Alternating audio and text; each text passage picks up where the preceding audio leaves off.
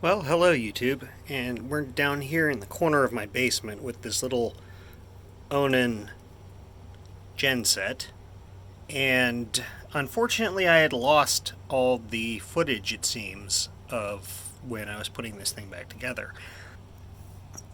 In the first video,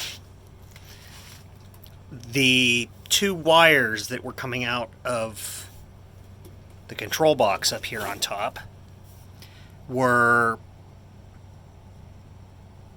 basically connected to the field windings of the generator so that as the engine started spinning up, it would energize those wires with 12 volts.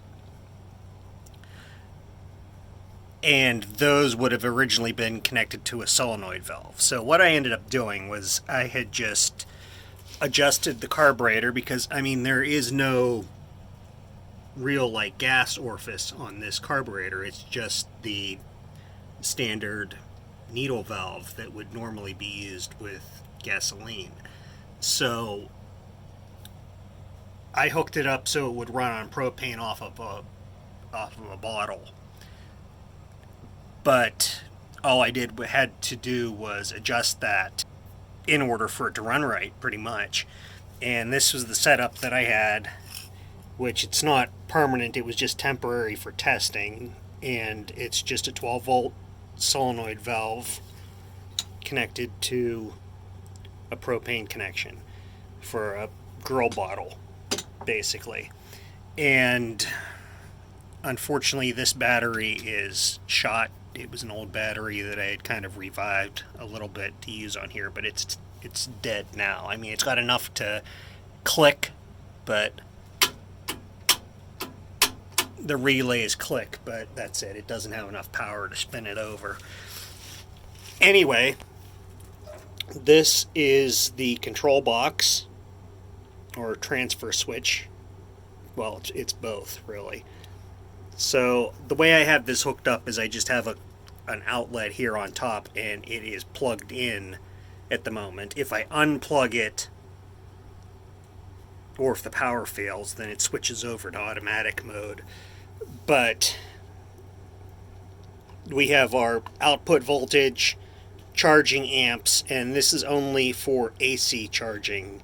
This does not show what is being output from the generator while it's running to charge the battery. That gauge is on the generator itself, and we have our high and low charge rate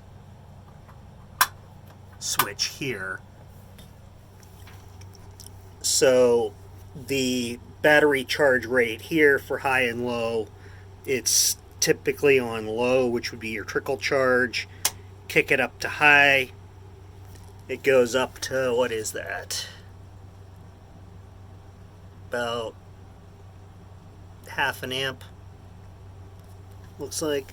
And you can see here, high charge rate light is on. So we'll just switch that back to low because having it on high or low isn't going to do anything with this battery. Automatic stop.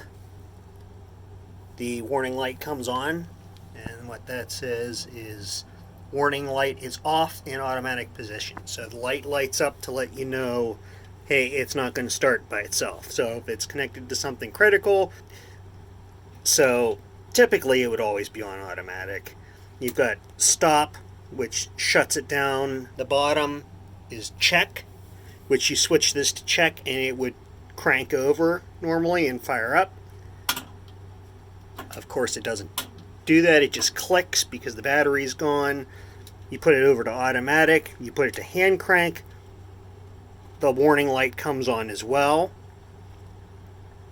Because it is in hand crank position, it's not going to start by itself. You have to flip it over to hand crank and then use the rope starter on it.